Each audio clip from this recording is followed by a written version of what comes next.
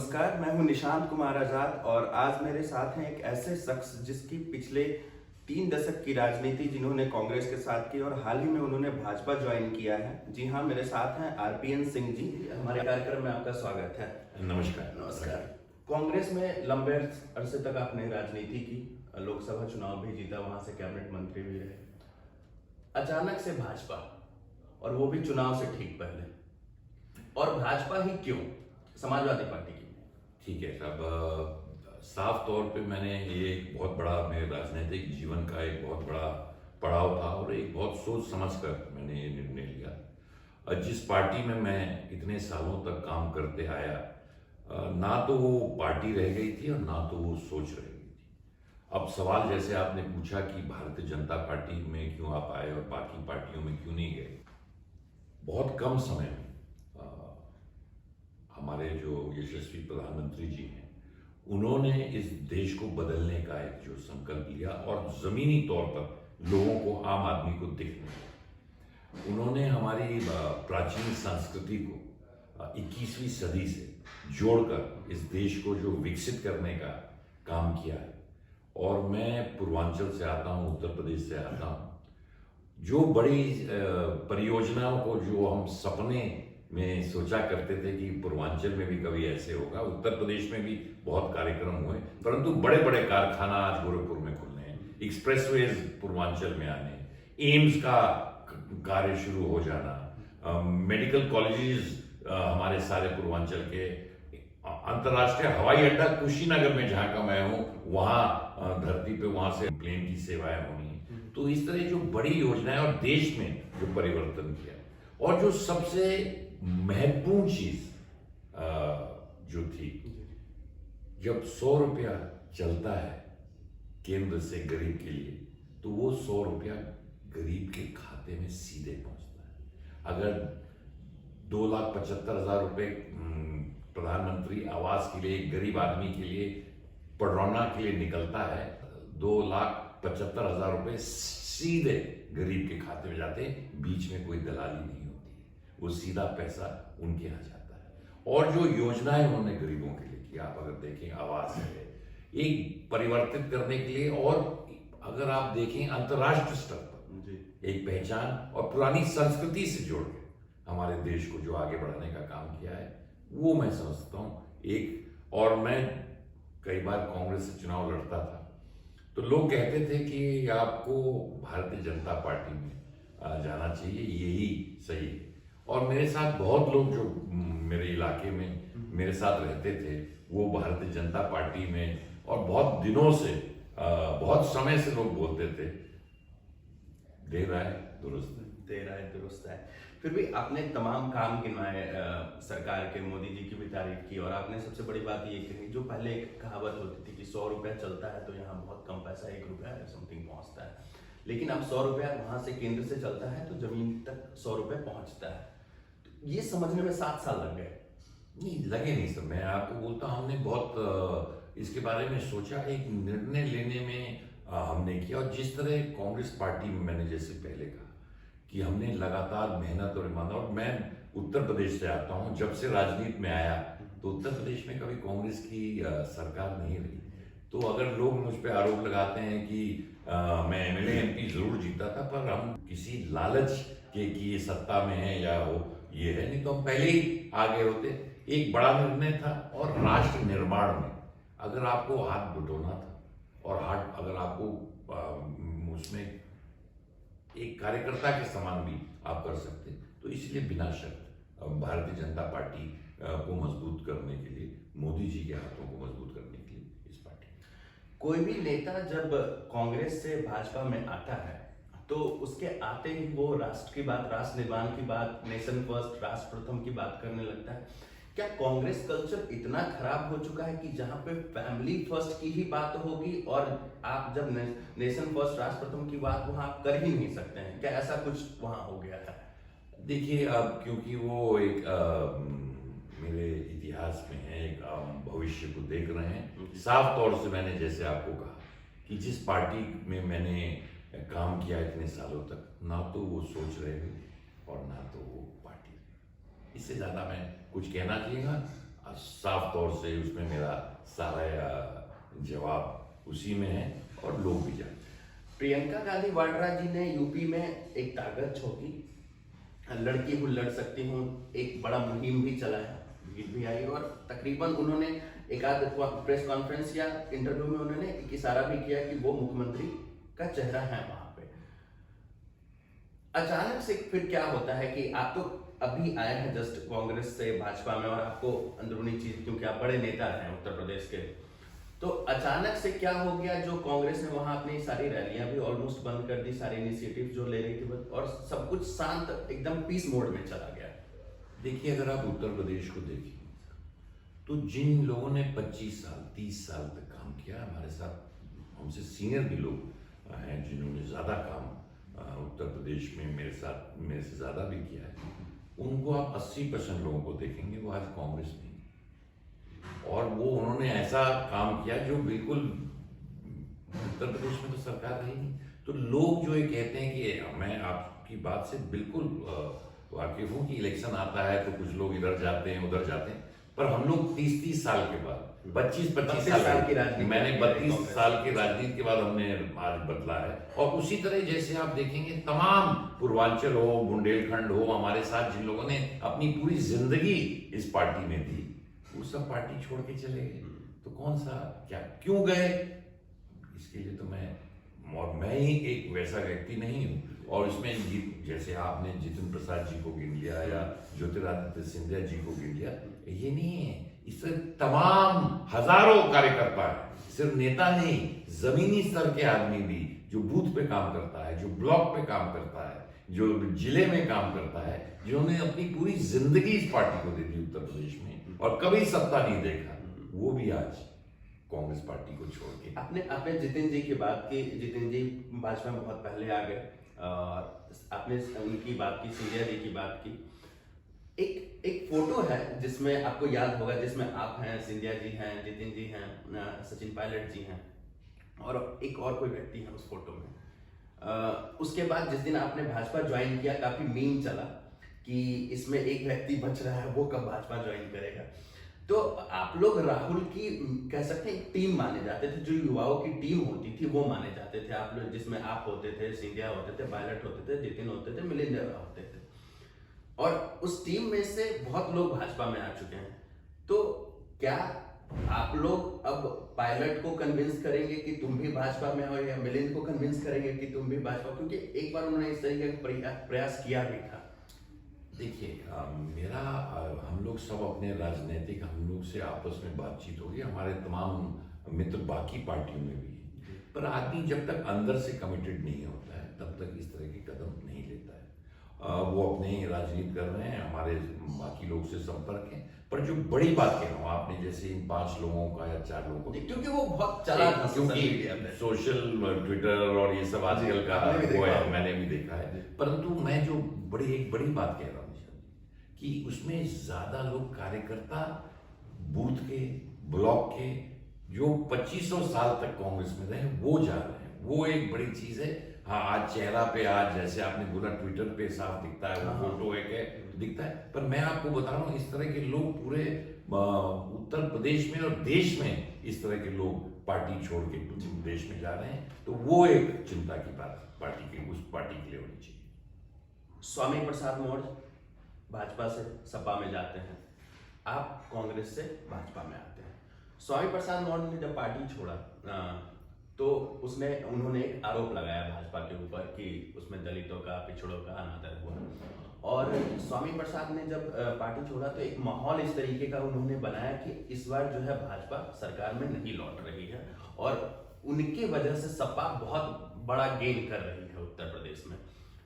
पडरौना से चुनाव लड़ने का उन्होंने निर्णय लिया, भाजपा ने आपको उनके सामने उतारा, और उसके बाद उन्होंने अपनी सीट बदल ली। क्या ये 2009 की जो हार थी, जो लोकसभा चुनाव में आपने मौर्य को दिया था, ये वो हार का डर है या कोई और बात है? अब देखिए साहब, मैं व्यक्तियों पर टिप्पणी करता नहीं हूँ, मैं तो सिर्फ इतना कहना चाहूंगा, मैंने हमेशा राजनीति की अपने घर से ऊपर रहना है।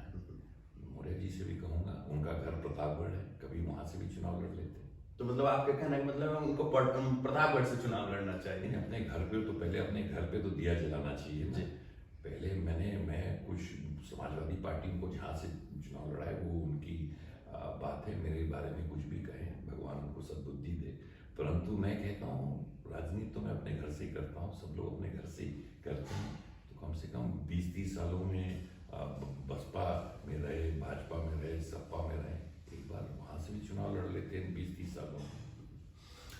मैं आपका एक साक्षात्कार देख रहा था जिसमें आपने कहा कि आपको कृषि में रुचि है, और कृषि की बात हो रही है। अभी 3 लॉज आए थे जो फार्म लॉज केंद्र सरकार लेकर ही आई थी, और उसके खिलाफ किसानों ने जमकर धरना प्रदर्शन किया, तकरीबन महीनों तक चला वो। बाद में बाध्य होकर के सरकार ने वो फार्म बिल वापस ले ली। अब एक ये कहा जाता है कि वेस्टर्न यूपी जो मेजर रूप से किसानों का गढ़ माना जाता है, वहां पे फार्म लॉज के वजह से भाजपा को काफी नुकसान उठाना पड़ सकता था। कितना रिकवर की है पार्टी ने, वो पार्टी देखेगी। आपका क्या मानना है कि वो तीनों फार्म लॉज कितने जरूरी थे, क्योंकि आपकी कृषि में रुचि रही है, और फार्मर्स क्या इस बार भाजपा का साथ छोड़ रहे हैं क्या आपको, क्योंकि आप कांग्रेस में भी थे, आप अभी भाजपा में, आपको ग्राउंड की स्थिति पता है, तो आप बताइए उसमें। देखिए, कृषि कानून को लेकर मैं आज भी मैं कृषि में हूँ, मैं खेती मेरे यहाँ होती है, आप पता कर सकते हैं कि बिल्कुल हमारे घर में खेती बिल्कुल अच्छी तरीके से होती है, और ये नहीं है कि हमने किसी और को दे दिया है।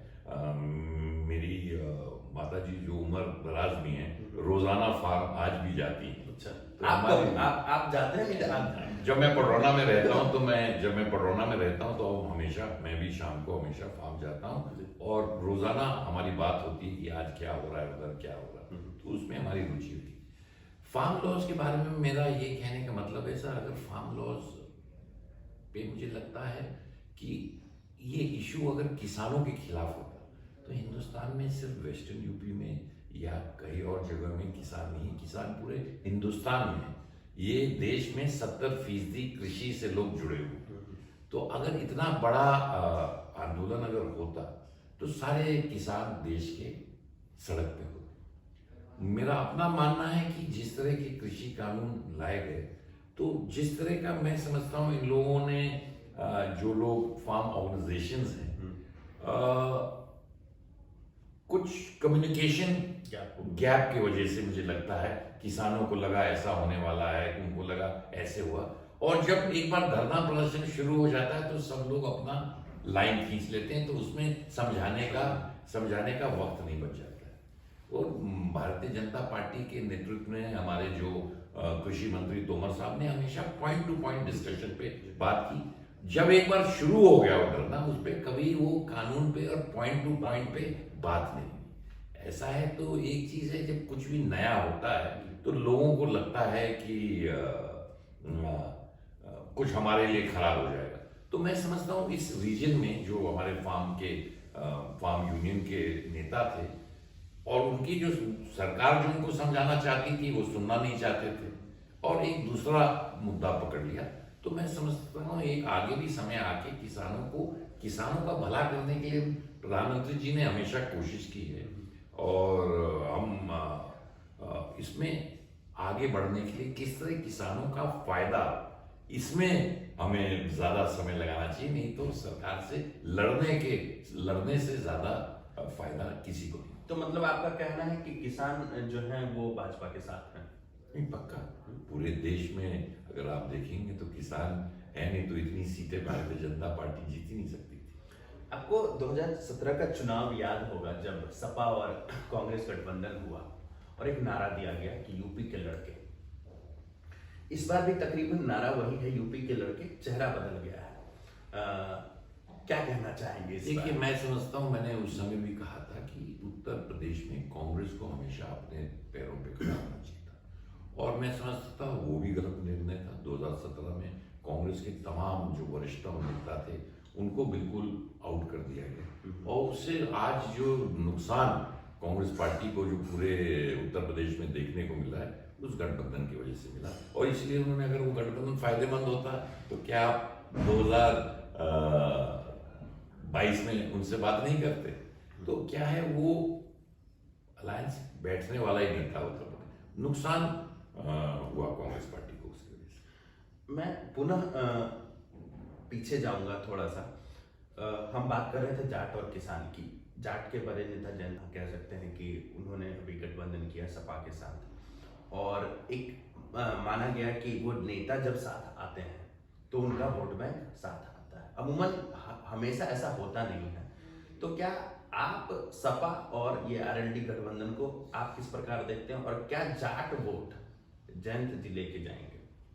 देखिए, अब मेरा अपना कहना है कि जो लोकल लेवल पे भारतीय जनता पार्टी ने जो काम किया, कोई भी जाति हो, वो जाट समुदाय हो, गुर्जर समुदाय हो, कोई भी समुदाय हो, पश्चिम उत्तर प्रदेश में त्यागी समुदाय हो, सैनी समुदाय हो, उन्होंने बड़े नेताओं पर बनाने का नहीं किया, लोकल करके कि किस तरह आम समाज के लोगों को फायदा पहुंचे। तो जो छोटे छोटे जिले के स्तर पे नेता हैं, वो जाट समुदाय के हों, वो गुर्जर समुदाय के हों, वो सैनी के हों, वो दलित समाज के हों, उन्होंने जो लीडरशिप नीचे स्तर पे बना रखा है और उसमें बहुत लोगों को इन्वॉल्व किया है। ये क्या है, एक टॉप हैवी होता है कि ये एक व्यक्ति नेता हो गया इस जाति का, तो इतने लोग रह जाते। भारतीय जनता पार्टी ने गांव से लेके ऊपर तक सारे समुदायों को जोड़ने का काम किया है और उनका विचार लेके और छोटे छोटे नेताओं को पैदा किया जो गांव से जुड़े हुए, तो उसका फायदा भारतीय जनता पार्टी को। और सांगठनिक ढांचा जो भारतीय जनता पार्टी का है, जिस तरह का उनका ढांचा है, जिस तरह के लगन और निष्ठा के साथ कार्यकर्ता मदद करते हैं, जिस तरह राष्ट्रीय स्वयं सेवक जाके अपनी बात रखती है, विकास की बात रखती है, और जिस संस्थान ने हमेशा आपदाओं में अपनी संस्कृति को जीवित रखने के लिए है, तो उसकी बात भी लोग अच्छी तरह मानते हैं। मैं एक बार फिर से स्वामी प्रसाद मौर्य की बात करूंगा, क्योंकि इस चुनाव में जब से चुनाव शुरू हुआ और जब से उन्होंने पार्टी छोड़ी और अभी तक जब तक उन्होंने सीट बदली, बहुत वो मीडिया में बने रहे, कह सकते हैं। अभी हाल ही में उन्होंने आपके ऊपर तंज कसा कह लीजिए या अटैक किया कह लीजिए कि आरपीएन सिंह तो राजा आदमी हैं, वो उनको गरीब से, दलितों से, पिछड़ों से कोई सरोकार नहीं है, तो वो जनता जो है, जनता से जुड़े हुए नहीं है आरपीएन सिंह, ये उनका कहना था। सर, ये फैसला तो इलाके की जनता करेगी सर, मैं जुड़ा हूँ कि नहीं जुड़ा हूँ। कांग्रेस में रह के इलेक्शन पडरौना की जनता ने, कुशीनगर की जनता ने मुझे कई चुनाव जिताए हैं। अब ये आरोप लगाना कि राज परिवार में मैं पैदा हो गया, अब तो कोई राज परिवार रहा नहीं, स्वतंत्र देश है, परंतु राज परिवार में अगर मैं पैदा हो गया तो भगवान से पूछना होगा कि मेरी इसमें क्या गलती है। अगर भगवान ने मुझे ऐसे परिवार में पैदा कर दिया, हो सकता है कि कुछ पिछले जन्म में कर्म ठीक किया। आप अपने जीत को लेकर कितने आश्वस्त हैं? सर, मैं भारतीय जनता पार्टी को, मैं पार्टी जिसको लड़ाएगी, मुझे लड़ाए, किसी और को लड़ाए, जिसको लड़ाए, मैं भारतीय जनता पार्टी को पूर्वांचल में जितनी ताकत दे सकता हूँ, हमारा ये रहेगा ज्यादा से ज्यादा सीटें, और पूर्वांचल को जिस सपने को हम लोग ने हमेशा अपने दिमाग में रखा, उसको जमीनी स्तर पे उतार कर पूर्वांचल का आगे बढ़ाने का कार्य भारतीय जनता पार्टी करेगी। डबल इंजन की सरकार करेगी। योगी जी उत्तर प्रदेश में, मोदी जी देश में। हम लोग अभी तक उत्तर प्रदेश की बात कर रहे थे, लेकिन हम लोग सब जानते हैं कि झारखंड में जब सरकार बनी तो उसमें आपका एक अहम योगदान रहा। तो क्या प्रदेश में यहाँ पे जब चुनाव के परिणाम आते हैं और वो भाजपा के पक्ष में होता है, तो इसका परिणाम क्या झारखंड में भी देखने को मिलेगा? सर, मैंने तो वहाँ एक संगठनिक कार्यकर्ता के हैसियत से वहाँ काम किया था पार्टी को जिताने के लिए, और बहुत समय मैंने वहाँ दिया। भारतीय जनता पार्टी का जो भी निर्देश होगा वो करने का प्रयास किया।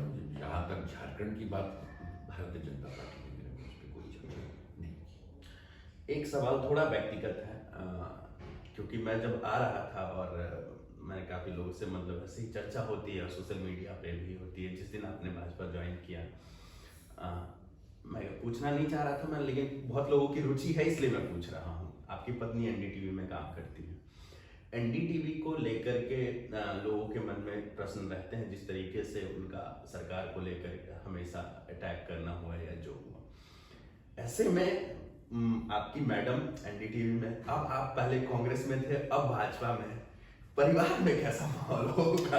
कैसे मैनेज करेंगे? ऐसे कई बार लोगों ने मुझसे सवाल पूछा, जब मैं कांग्रेस में भी था तो ये लोग सवाल पूछते थे कि देखिए ऐसा है कि वो अपना एक ड्यूटी करती हैं और बहुत सफल जर्नलिस्ट रही हैं। मुझे गर्व है उन पे कि उन्होंने अपना अपना रास्ता चुना और बनाया। और ना तो कभी उन्होंने मुझसे पूछा कि मैं किस पार्टी में, मेरी पार्टी क्या कर रही है।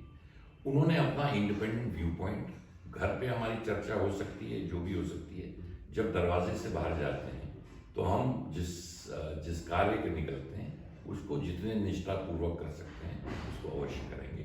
हमारे उसमें महिला सशक्तिकरण की बात होती है, यही होती है।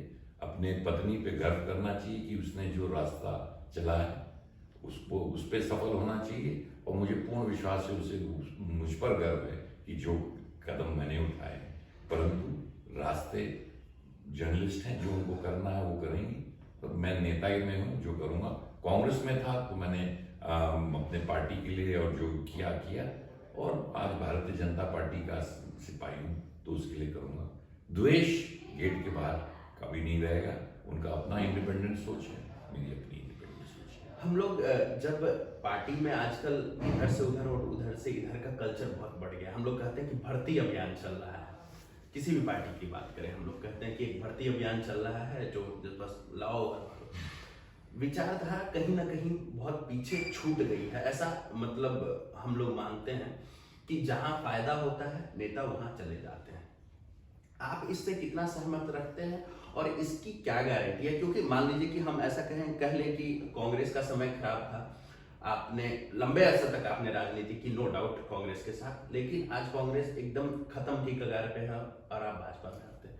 क्या गारंटी है कि कल को आप वापस कांग्रेस में नहीं जाएंगे या किसी और में? गारंटी किसी चीज की नहीं है, फिर भी मतलब एक सवाल है। देखिए, आपने सवाल बिल्कुल सही कहा कि लोग इलेक्शन में इधर से उधर जाते हैं, क्योंकि विचारधारा कहीं ना कहीं पीछे छूट गई है। दोनों सवाल पे आपका जवाब दूंगा। पहले पे देखिए, साफ तौर से मैं कहना चाहता हूँ, इलेक्शन में हम एमएलए एमपी लड़ने के लिए इधर से उधर नहीं जाते।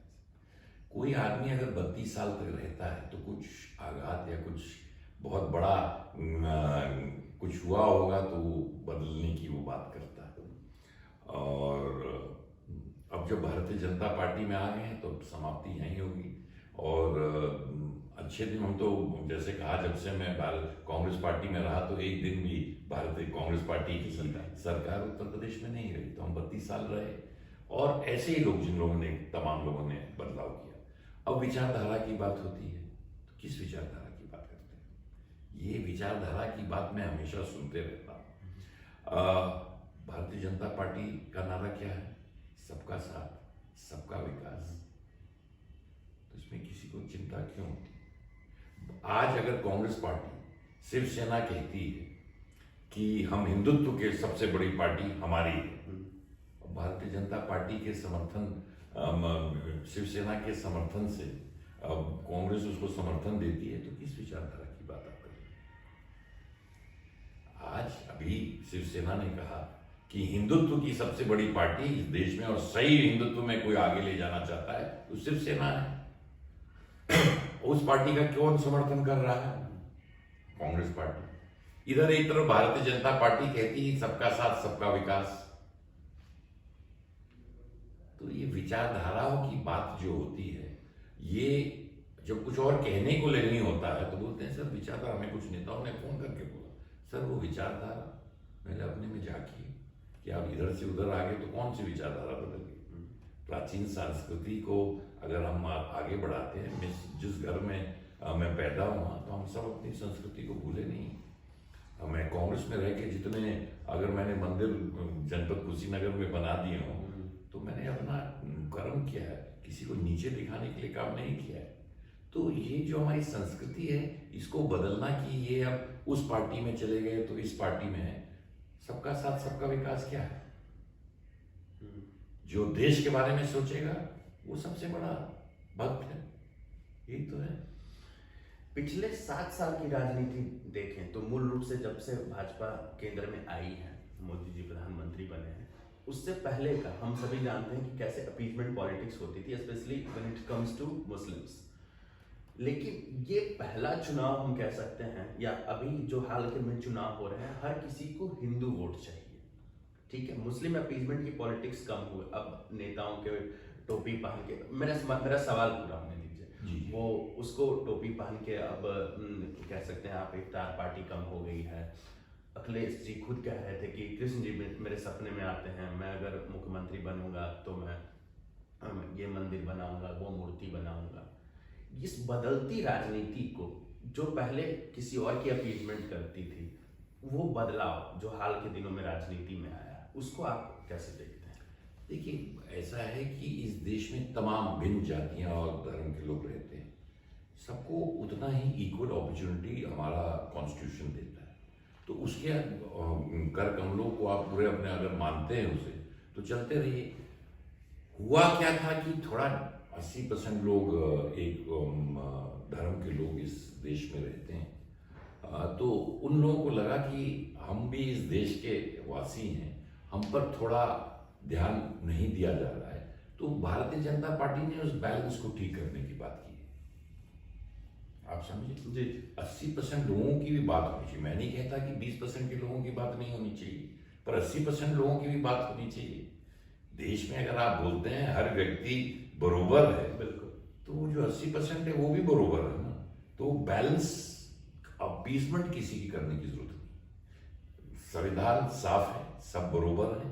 संविधान के अंतर्गत जो चलेगा उसके लिए ठीक होगा। गुंडाई तो संविधान में नहीं लिखा है ना, बदमाशी तो नहीं लिखा है ना, आतंकवाद तो नहीं लिखा है ना, इनका समर्थन करना नहीं लिखा है ना। तो मेरे साफ तौर से है, तो इसमें किसी व्यक्ति के बारे में नहीं कहा जा रहा है या किसी आदमी के बारे में नहीं कहा रहा है। हर व्यक्ति का उतना ही है। संविधान के साथ चलिए, पुरानी जो हमारी संस्कृति रही उसको लेके चलिए, कोई दिक्कत नहीं। हमारी पुरानी, हम आज हिंदुस्तान आज नहीं 7 साल में नहीं जीवित हुआ है, हजारों साल से रहा है और इस देश की संस्कृति रही। और एक जब हमारी चिड़िया को, हमारे देश को सोने की चिड़िया कहा जाती थी, उस समय में हम सारे लोग इस देश की संस्कृति को जीवित रखे थे, इसलिए सोने की चिड़िया वाली है। तो उस संस्कृति को जीवित रखिए। सनातन धर्म सबको लेके चलने वाला धर्म है और हमने विश्व को पटल पे हमारा ये जो सोच है हमको लाना है, जो बात करती है अमन, चैन, शांति की, और कैसे देश को और कैसे विश्व को विकसित किया जाए, उस रास्ते पे चलिए।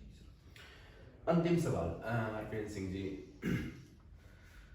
भाजपा इस चुनाव में कैसा प्रदर्शन करने जाए? क्योंकि जितने भी पोल्स आए हैं, जितने भी सर्वे हो रहे हैं, उसमें इन्हें कांटे की टक्कर दिखाई जा रही है, डिस्पाइट ऑफ कि भाजपा ऐसा क्लेम करती है कि उन्होंने लॉ एंड ऑर्डर सिचुएशन बहुत ही बेहतर किया, अयोध्या में राम मंदिर बना, काशी विश्वनाथ कॉरिडोर का ऑलमोस्ट रिनोवेशन पूरा हो गया, मथुरा की भी बात हो रही है। विकास, लॉ एंड ऑर्डर और सनातन कल्चर, इन सबको साथ लेने के बावजूद भाजपा को कई सारी समस्याओं का सामना करना पड़ रहा है चुनाव में।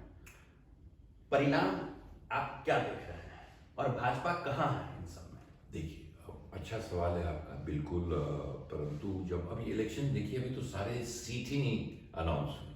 किसी पार्टी ने 403 सीट अनाउंस नहीं की। ठीक है, इलेक्शन तो मेरा मानना है आकलन तब होगा जब 403 सीटें अनाउंस हो जाएंगी और चुनाव, मैं समझता हूँ जैसे अनाउंस हो गए एक वातावरण पूरे में हो जाएगा, और मैं समझता हूँ 5-7 तारीख से 10 तारीख का माहौल होके तब आप देखिएगा कि अभी सिर्फ टेलीविजन चैनलों को चलाना है कि टक्कर है, ये है, वो है, इसको दिखाना, उसको, तो ये एक अपना काम है मीडिया का काम करना। पर जमीनी हकीकत अगर आप देखें तो उसमें साफ तौर से भारतीय जनता पार्टी सरकार फिर से बना रही है, बहुत ही आराम तरीके से। कितनी सीटें? सब ये कहना मुश्किल होता है, पर मुझे लगता है बड़े पूर्ण बहुमत सर। और आप देखिए, मैं 300 कहूँ, 350 कहूँ, पर बिल्कुल आराम से। और जैसे हमारे शीर्ष नेतृत्व कह रहे हैं कि 300 पार करेंगे, तो वो भी बिल्कुल संभव आसानी से दिखाई दे रहा है। हल्ला बहुत है, हल्ला हल्ला बहुत है।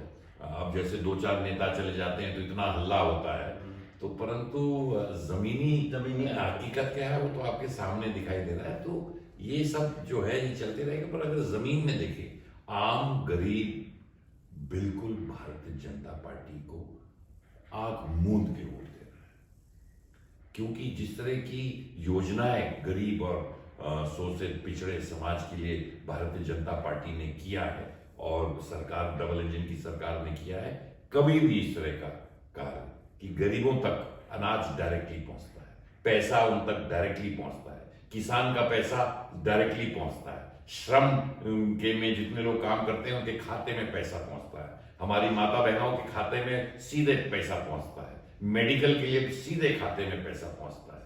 ये जो काम हुआ है, गरीब आदमी का जो हक रहा है, भारतीय जनता पार्टी यशस्वी प्रधानमंत्री जी ने इसको करके दिखाया है। जैसा कि आपने देखा कि आरपीएन सिंह जी ने बोला कि भारतीय जनता पार्टी को जनता आंख मूंद के, और जनता में जो गरीब तबका है, जो पिछड़ा वर्ग है, वो आंख मूंद के सपोर्ट कर रहा है। अब देखने वाली बात ये होगी कि वोट डालते समय जनता और गरीब पिछड़ा किसको वोट देती है। आरपीएन सिंह जी अपनी जीत को और भाजपा की जीत को आश्वस्त हैं और कह रहे हैं कि भाजपा की ही सरकार बनेगी। बाकी हम सभी जानते हैं कि जनता तय करेगी। आरपीएन सिंह जी, ऑर्गेनाइजर से बात करने के लिए आपका बहुत बहुत बहुत बहुत धन्यवाद।